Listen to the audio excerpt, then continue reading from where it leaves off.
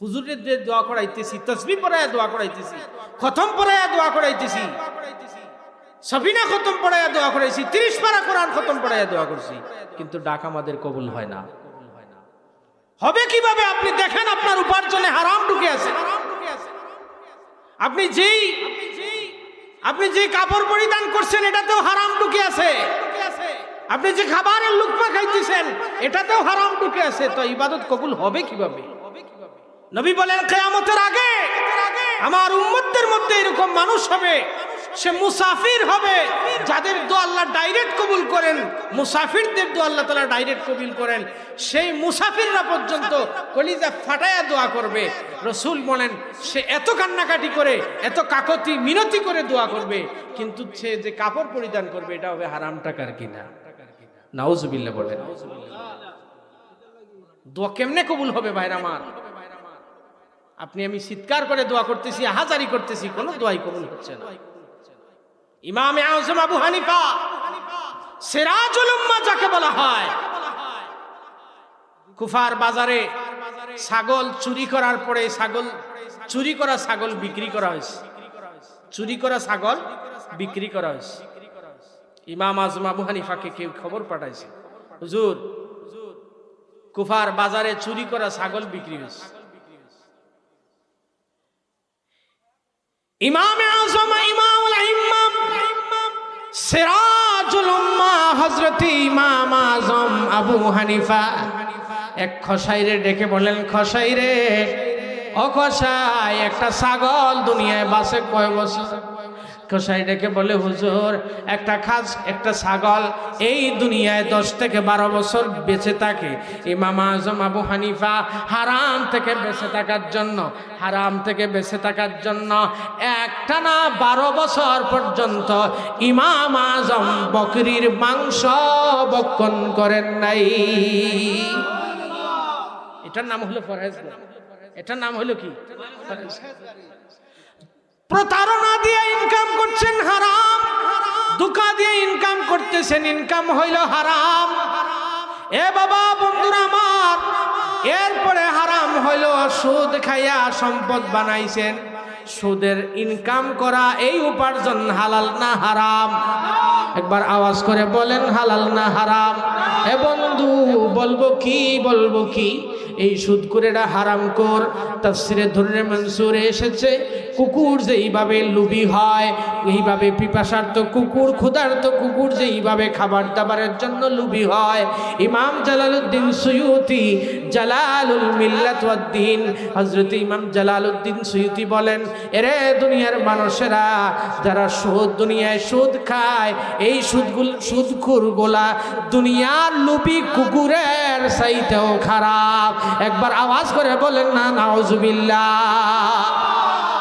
সুদখোরের 1 নম্বর অভিশাপ। বাবা আমি গত একদিন এখানে কোথায় মাহফিলে যেন সুদের আলোচনা করছিলাম বাবা, সেই কথাগুলো এখানে আর যাতে রিপিট না হয় চেষ্টা করব ইনশাআল্লাহ। বাবার আমার রাসূল ডেকে বলেন, ইন্নার আকিলুর রিবা মালউনুন। রাসূল ডেকে বলেন সুদখোরা হলো অভিশপ্ত। এ বন্ধু বাবার আমার, সুদখোররা যারা সুদ খায়, সুদি লেনদেন করে, সুদি কারবার করে, চক্রবৃদ্ধি হারে সুদ খায়, টাকা দিয়া সুদ খায়, ধান দিয়া সুদ খায়, বিভিন্ন রকমের সুদের লেনদেনের সাথে এরা জড়িত। রাসূল বলেন সুদি উপার্জন যারা করে এরা হলো মালউন, অভিশপ্ত।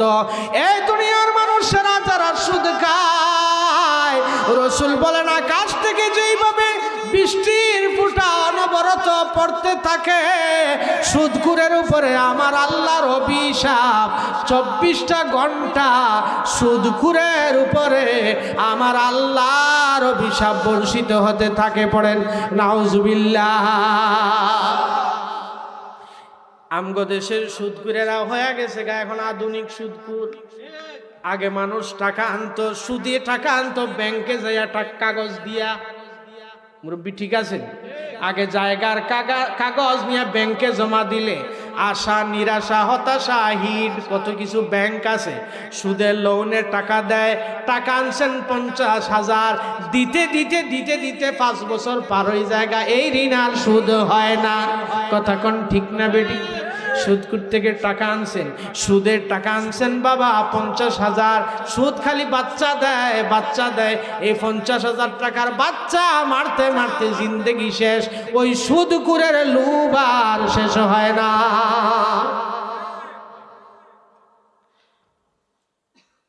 আগের যুগে মানুষ শুনতাম ব্যাংক থেকে সুদের টাকা আনে, লোনে টাকা আনে, 30% সুদ, 20% সুদ দিয়া।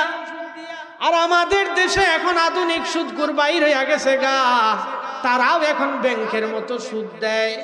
সুদ দিব, জিম্মাদারি লাগবে, কোনো মাধ্যম লাগবে না, কোনো সাক্ষী লাগবে না, প্রমাণ লাগবে না।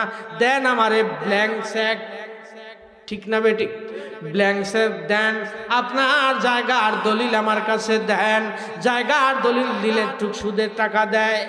এ বন্ধু, সুদে টাকায় না ছেলেরে বিদেশ পাঠাইছি, এবেটা 5 লাখ টাকা সুদ করে আনছে, 3 লাখ টাকা সুদ করে আনছে, সুদে না বিদেশ গেছে। সুদের বাচ্চা মারতে মারতে 10 বছর হয় বিদেশ থাকে, যা রুজি করছে সব সুদ কুটে দিয়ে দিছে, তাও এই 5 লাখ টাকার ঋণ আর মরে না। এইরকম কুকুরের মতো লুবি সুদখোর আমাদের সমাজে আছে কিনা নাই? এ বন্ধুরা আমার, বাবারা আমার, রাসূল দেখে বললেন ইন্না আকিলুর রিবা মুতাশাব্বিহাতুন বিল ইয়াহুদ। মনে রাখবেন, এই পৃথিবীর জমিনে যত অপকর্ম হইছে সব অপকর্মের হুতা হইল ইহুদিরা। কথা কোন ঠিক না বেঠিক? দুনিয়ার যত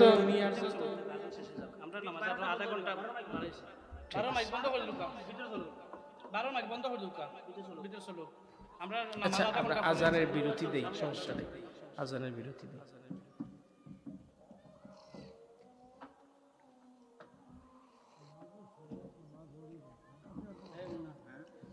নামাজ কি এখানে হবে? আধা ঘন্টা সময় আছে। আচ্ছা ঠিক আছে, আমরা ওযু করে সবাই মসজিদে চলে যাব। বসেন আপনারা, কষ্ট হবে না তো?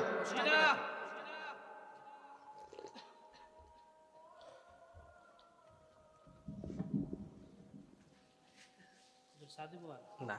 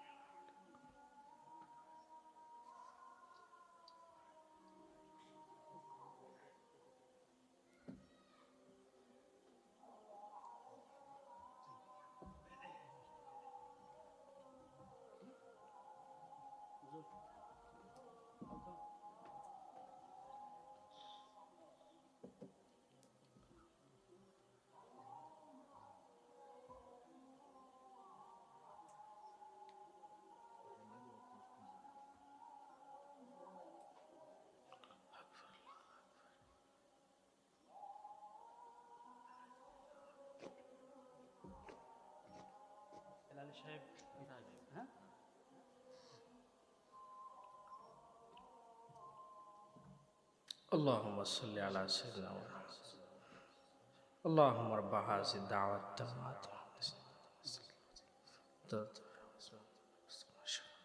إنك لا تخلف الميعاد। বাবারা আমার, বলছিলাম যে কথা, এই পৃথিবীতে যত অপকর্ম আছে সব অপকর্মের হুতা হইল ইহুদিরা। কথা বলেন, দেখবেন এই যে বিড়ি আছে না, সিগারেট, এটা ইহুদিরা বানাইছে। কোনো মুসলমানরা খারাপ জিনিস বানায় নাই। পৃথিবীতে যত খারাপ জিনিস আছে সবগুলোর মূলে কারা আছে? ইহুদিরা। এই আমেরিকার হারামজাদা সন্তানেরা গোটা পৃথিবীকে অস্থির করে রেখেছে। আজকের এই গোটা দেশে তেল নিয়ে যেই কেলেঙ্কারি চলতেছে, হাহাকার চলতেছে, এটার পিছনে এই আমেরিকার জারদ সন্তান ইহুদিরা দায়ী। বলছিলাম বাবারা আমার, এই পৃথিবীর জমিনে সুদের ব্যবসা চালু করেছে সর্বপ্রথম ইহুদিরা। সুদের ব্যবসা চালু করছে কারা? রাসূল ডেকে বলেন, এই পৃথিবীর জমিনে যারা সুদ খাবে, সুদি লেনদেনের সাথে সম্পৃক্ত থাকবে। ইন্না আকিলুর রিবা মুতাশাব্বিহাতুম বিল ইয়াহুদ, রাসূল বলেন যে জাতি যাদের অনুসরণ করবে, মান তাশাব্বাহু বিকওমিন ফাহুয়া মিনহুম, রাসূল বলেন যে জাতির অনুসরণ করে সে তাদের অন্তর্ভুক্ত হবে। ইহুদিরা সুদ চালু করেছে, আজকাল যারা সুদি কারবারের সাথে সম্পৃক্ত থাকবে, কিয়ামতের মাঠে আমার আল্লাহ তাদের ইহুদিদের সাথে আল্লাহ তাদের হাসর করে দিবেন। পড়েন নাউজুবিল্লাহ।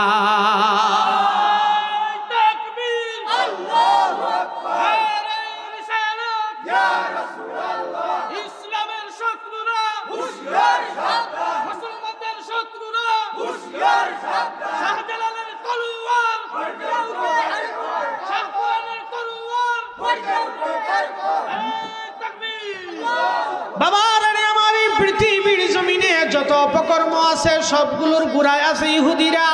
এই কারণে সুদ যারা খাবে তাদের হাসর হবে কার সাথে? সবাই বলেন কার সাথে? ইহুদি সুদ করতে দেখলে আরে পেট মোটা, দুনিয়ার সকল মানুষের সালাম দেয়, এটা একটা হারামখোর। এই হারামখোরের ইজ্জত আমার আল্লাহর দরবারে, এই হারামখোরের ইজ্জত আল্লাহর দরবারে। দুনিয়ার সব মানুষরা তারে সালাম দেয়, দুনিয়ার সব মানুষরা তারে কমিটির সভাপতি বানায়, দুনিয়ার সব মানুষরা তাকে বিচারের জন্য ডাকে। রাসূল বলেন উম্মত না, এই সুদখোর কখনো সম্মানিত হতে পারে না। এ আমার আল্লাহর দরবারে অভিশপ্ত, তার উপরে অনবরত অভিশাপ পড়তেই আছে। এই সুদখোরের সম্মান, হারামখোরের সম্মান আমার আল্লাহ এবং তার রাসূলের দরবারে নাই। এই সুদখোররা এখন বর্তমান সমাজের সবচাইতে বড় বিচারী। সুদখোর যেটা বলে ওইটাই হয়। বিচারে বইলে সুদখোরের কথা সবাই আঙ্গুলের দিকে তাকায়। সুদখোর কি কথা বলে? এ বন্ধু, একজন হারামখোর যার পুরাটা বডি হারামে ভরপুর, যার রক্ত হারাম, যার গোশত হারাম, যার গায়ে কাপড় পরা হারাম, এই লোক হারামখোর ব্যক্তির মাধ্যমে কোনোদিন সমাজে কি ন্যায় বিচার হইতে পারে? যেই লোকে হারাম খায়, যেই লোকে অন্যায়ভাবে অমানবিকভাবে আরেকজন মানুষের টাকা নিজের পকেটে ঢুকায়, এই লোকের দ্বারা কোনোদিন সমাজে ন্যায় বিচার প্রতিষ্ঠিত হতে পারে না। বন্ধুরা আমার, এই গেল সুদের চ্যাপ্টার। এবার আসেন আরেক চ্যাপ্টার। আমগো সমাজে সালিশ বিচার হয়। সালিশ বিচার বসছে, দুই ভাইয়ে মাইল লাগছে, বিচারীর কাছে গেছে, পকেটে রাত্রে যায়া দিয়ে দিছে 1000। আসেনি কারবার? 1000 দিছে। ওই ভাই আরেক ভাইও দৌড়াইয়া গেছে, যাইয়া কয় চাচা দুইবারে মারামারি করছি, আপনি ছাড়া তো আমার কেউ নাই। 1000 টাকা পকেটে দিয়ে দিছে। এখন বিচারে আইসা বইসা সবাই কথা কয়, হে আর কথা কয় না। এরকম আছে না নাই?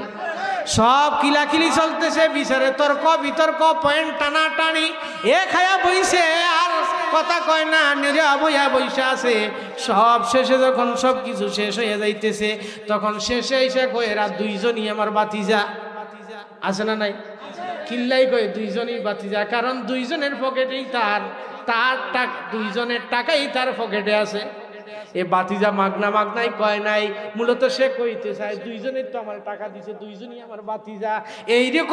এইরকম ঘুষখোর চাচা আমাগো সমাজে আছে না নাই? এ বন্ধুরা আমার, এই ঘুষখোরেরা মনে রাখবেন বাবা, ঘুষ দেওয়াও হারাম, ঘুষ নেওয়াও হারাম। রাসূল বলেন আর রাশি ওয়াল মুরতাশি কিলাহুমা ফিন্নার। বাবা শুধু বিচারে ঘুষ নাই, পুলিশেও ঘুষ খায় কি খায় না? আমগো সমাজে ঘুষের প্রচলন এমনভাবে বেড়ে গেছে, ইউনিয়নে ঘুষ, থানায় ঘুষ, অফিসে ঘুষ। এ বাবা, থানায় ঘুষ, পুলিশে ঘুষ খায়। আমার এক লোকে কয় হুজুর এত ঘুষ, আমগো দেশের টিবলেও ঘুষ খায়। আমি বললাম চাচা টিবলে আবার কেমনে ঘুষ খায়? কয় হুজুর টিবলে চাপ দেই, পানি উঠে না, তো আমি আবার এক বদনা পানি উপর দিয়ে দিলে তারপরে পানি দেয়, তাহলে টিবলে ঘুষ খাইলো না? বলে হুজুর টিবলে ঘুষ দেয়। কইলাম এটা ঘুষ বলে না, কারণ টিবলের ওয়াসার গেছে গা, পাপ ধরে না, বাতাস ধরে না, এই কারণে পানি উঠে না। কয় না, এতেও ঘুষ খাইছে। এ বন্ধু, আমাদের সমাজে ঘুষ এমন ভাবে রন্ধ্রে রন্ধ্রে ঢুকে গেছে। সাইকেল ধরছে পুলিশে, কাগজ নাই, 50 টাকা পকেটে ঢুকাই দিলে সাইকেল ছাইরা দেয়। আছে না নাই? হালাল না হারাম? এ বন্ধু বাবারা আমার মাথায় হেলমেট নাই, ধরে আমার মামলা দিয়া দিছে, আমি টাকা দেই নাই। কিন্তু আরেক লোকের ধরছে, হেলমেট নাই, শু নাই, এর হেলমেট নাই, শু নাই, কাগজ নাই, পকেটে বাজ করে 100 টাকা ঢুকাই দিছে। স্যার কই আছে না নাই? হালাল না হারাম? সবাই বলেন হালাল না হারাম? এ বন্ধুরা আমার, বাবারা আমার, এই সুদ করে শুধুমাত্র বিচারে না, সব জায়গায় আমাদের দেশে ঘুষ ঢুকে গেছে বন্ধু। ঘুষ এমন ভাবে ঢুকছে রে, ব্যবসা বাণিজ্যের মধ্যেও ঘুষ। এ বাবা, ব্যবসা বাণিজ্যে ঘুষ, অফিসে ঘুষ, বাড়িঘরের মধ্যেও ঘুষ আছে। আমিন আসছে সার্ভেয়ার আসছে, মেয়ে উঠাবে, নাম উঠাবে, টাকা খাইয়া একজনের জায়গা আর একজনের নামে উঠাই দেয়। আছে না নাই? আমি গল্প শুনেছি, আমিন আসছে, আমিন অমুক বড় লোকের বাড়িতে ছিল, এই বড় লোকে খাওয়াইয়া দাওয়াইয়া সব করাইয়া পুরা গ্রামের জায়গা তার নামে ঢুকাই দিস। এইরকম চাচা আমগো দেশে আছে না নাই? এ বাবা, ঘুষের মাধ্যমে যে উপার্জন করবেন, এটা হালাল না হারাম? একটু আওয়াজ করে বলেন হালাল না হারাম? এ বন্ধুরা আমার, এই গেল হারামের আরেক চ্যাপ্টার। তোমরা বলতেছি বাবা, আমার আল্লাহ রাব্বুল কারীম দুনিয়ায় যে সকল হারাম উপার্জন, যেগুলোকে হারাম হিসাবে আমার আল্লাহ রাব্বুল কারীম বান্দাদের জন্য নিষেধ করেছেন, এইরকম আরেকটা মাধ্যম হলো জুয়া। আমগো দেশে আছে না নাই? এ বন্ধু, আগে দেখতাম জুয়ারিরা মাঠের মাঝখানে জুয়া খেলায়, বন্ধের মাঝখানে যে জুয়া খেলায়, এই কুয়ার ক্ষেতের মাঝখানে জুয়া খেলায়। এখন আর জুয়া মাঠে ময়দানে খেলতে হয় না রে ভাই, মোবাইল আছে না মোবাইল, এই মোবাইলের ভিতরে জুয়ার দান আছে। দেখবেন ফুলাফাইনেরা গ্রামের মুড়ে মোড়ে বসে 60টা কল্লা একসাথ করে, 60টা কল্লা এরকম করে একসাথ করে খালি টিপাটিপি করে। যদি জিগান কি করস, কয় মঙ্গল কাটাকাটি গেলে। আসেনি? এটা মঙ্গল কাটাকাটি খেলে না, এই অনলাইন সফটওয়্যারের মাধ্যমে জুয়া আছে না নাই? এ বন্ধুরা আমার, বাবারা আমার, কিছু ব্যক্তিরা আছে দেখবেন পাত্র দেখতে আইছে, নতুন জামাই আইছে, পাত্রের প্রস্তাব আসছে, জিজ্ঞেস করে জামাই কি করে, কয় ফ্রিল্যান্সার। কি ল্যান্সার?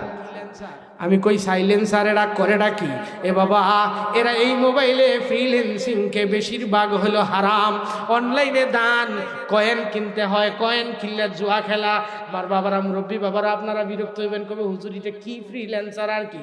আপনারা না জানলেও যুবক যাদের হাতে মোবাইল আছে, এরা ভালো ভালো জানে সফটওয়্যার আছে, সফটওয়্যারের ভিতরে জুয়ার দান ঢুকাই দিছে। এখানে টাপ দিবে, এখানে টিপ দিবে, টিপ দিয়া জুয়া চলে। ক্রিকেট খেলা হয়, ভারতে আর শ্রীলঙ্কায় ক্রিকেট খেলা চলতেছে মাঠে। বন্ধুরা, এই জিনিসটা যদিও আমাদের এলাকায় নাই, কিন্তু এটা হলো বাজি ধরে এই বলে। এখন যদি এই ব্যাটসম্যান যদি 6 মাইরা দেয়, 6 মারবে কিনা, কত রান করবে কিনা, ফাস্ট করবে কিনা, এগুলা দিয়া বাজি ধরে। এগুলা হালাল না হারাম? ছক্কা খেলাইছে, ছক্কায় হারলে তুমি 500 টাকা খাওয়াবা, হালাল না হারাম? বাজি ধরা হালাল না হারাম? এটাও হচ্ছে জুয়ার অন্তর্ভুক্ত, এটাও জুয়ার কাতারে পড়ে যাবে। বন্ধুরা আমার, বাবারা আমার, অনলাইনে জুয়া চালু হয়ে গেছে, অনলাইনে বাজি চালু হয়ে গেছে, ঘরে ঘরে হারাম ঢুকে গেছে বাবা। এ যুবক ভাইরা, এখন আপনার আমার এলাকায় আগে মাদক চিনত না, মাদক ছিল না, কিন্তু অনলাইনে অর্ডার করে গ্রামে গ্রামে ওই ইয়াবা চলে আসতেছে। কথা কন? বহু ছেলে আছে ইয়াবাখুর হয়ে গেছে, নেশাখুর হয়ে গেছে, মদখুর হয়ে গেছে, কেউ জানে না কার সাথে চললো, কোথায় থেকে কার মাধ্যমে মদখুর হয়ে গেছে। আমার আল্লাহ কোরআনুল কারীমের মধ্যে বলেন, ইন্নামাল খামরু ওয়াল মাইসিরু ওয়াল আনসাবু ওয়াল আজলামু রিজসুম মিন আমালিশ শাইতান।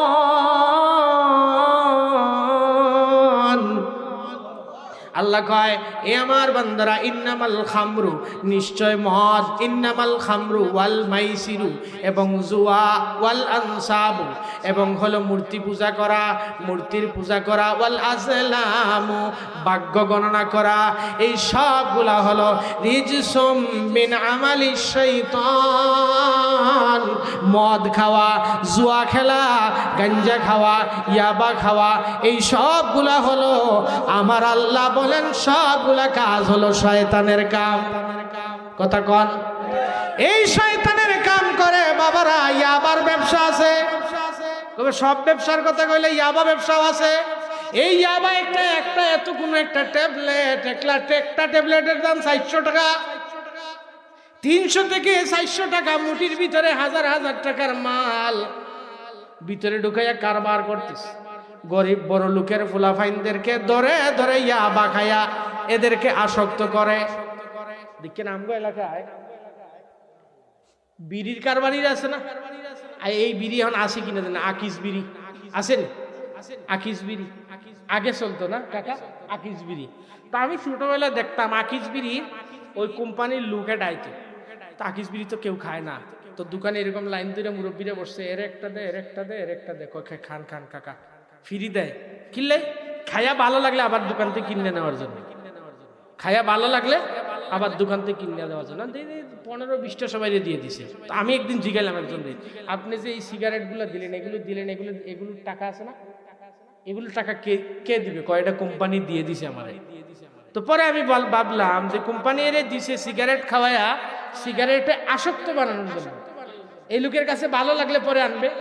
ঠিক এইভাবে বাবা এটা খুব ভয়াবহ আকার ধারণ করতেছে।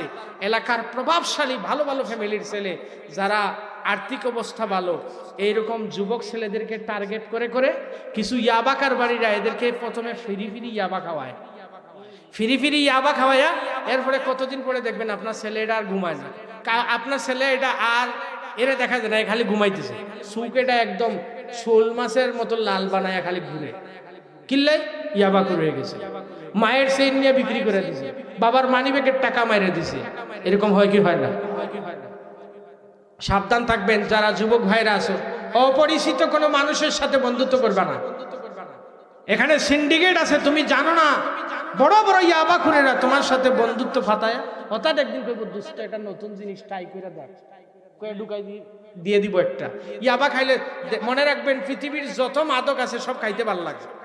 পৃথিবীর সব মাদক কি খাইতে ভালো লাগে। মদ খাইলেও পরে কিন্তু একটা ফিলিং আইব, এই সেই ভালো ফিলিং। গাঁজা খাইলেও মনে হইব যে এখন আর দুঃখ কষ্ট কিচ্ছু নাই। ইয়াবা খাইলেও মনে হইব ফিলিংটা ভালো আসবে, কিন্তু এটার শেষ প্রতিক্রিয়া নতিজা হচ্ছে এই মানুষটা যেই লোক নেশাকুর হবে তার দুনিয়া এবং আখেরাত উভয় কুল আল্লাহর কাছে বরবাদ হয়ে যাবে। এই কারণে যুবক ভাই যারা আছো তোমাদেরকে রিকোয়েস্ট করব, তোমরা অপরিচিত কোনো মানুষের সাথে বন্ধুত্ব, যেই লোকে সিগারেট খায় এর সাথে কোনো বন্ধুত্ব, যেই লোকে ইয়াবা খায় সে আমার বন্ধু হতে পারে না, পারে না, পারে না।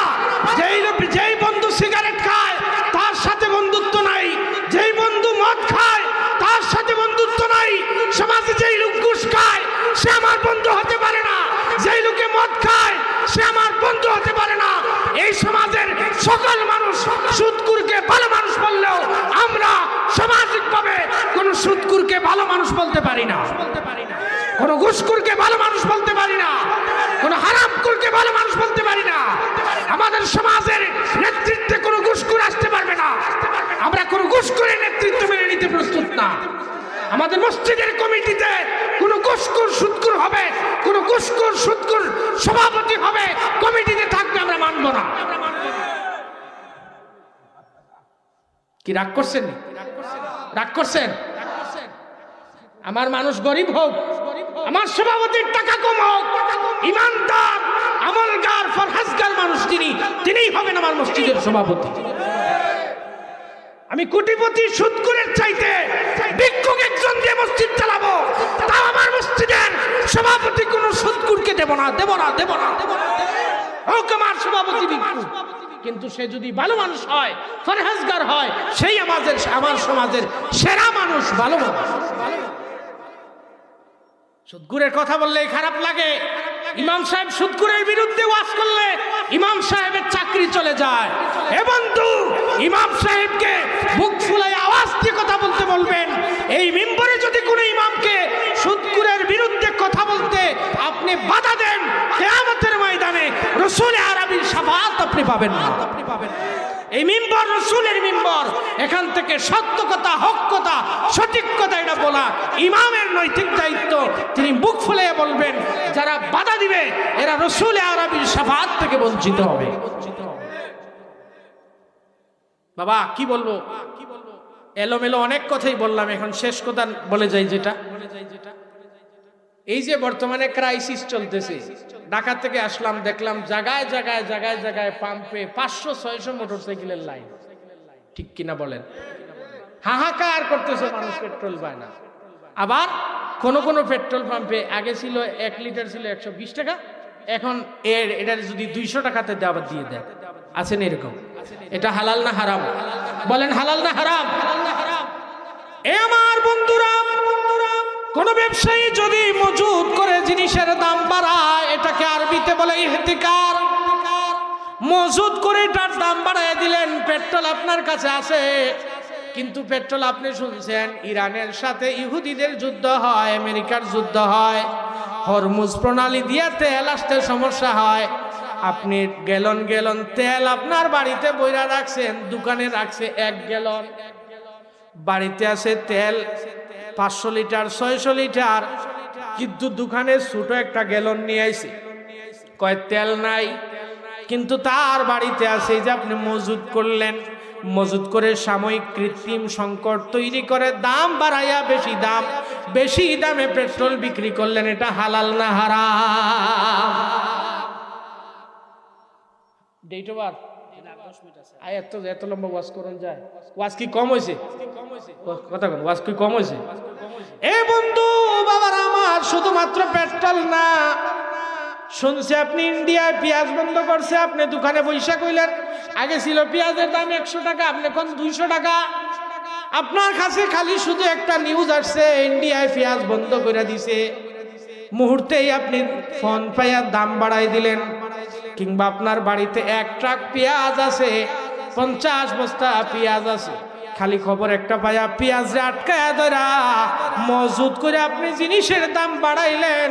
রসুল বলেন ইহতিকার করা, মান ইহতিকারা ফাহুয়া খাতিয়ুন, যেই লোক ইহতিকার করে, মজুদ করে, কৃত্রিম সংকট তৈরি করে জিনিসের দাম বাড়ায়, রসুল বলেন এই লোকটা হলো নির্ঘাত একটা পাপী।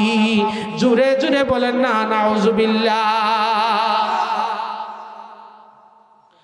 দুকা দিয়া ইনকাম করা হালাল না হারাম? সুদ খায়া ইনকাম করা হালাল না হারাম? ঘুষ খায়া ইনকাম করা হালাল না হারাম? মাদক ব্যবসা করে ইনকাম করা হালাল না হারাম? এ বন্ধু, এই সকল হারাম যদি আপনার দেহে থাকে, আপনার দেহের ভিতরে যদি হারাম উপার্জন দিয়ে যদি আপনি রিজিক বক্ষণ করেন, রিজিক বক্ষণ যতক্ষণ পর্যন্ত থাকবে, রিজিক বক্ষণ করে যদি আপনি আপনার দেহ গঠন করেন, রসুল বলেন লা ইয়াদখুলুল উদিয়া বিল হারাম, হারাম দিয়া যেই বডি আপনি বানাইছেন, এই বডি নবী বলেন ওই বডিটা জান্নাতে যাবে না।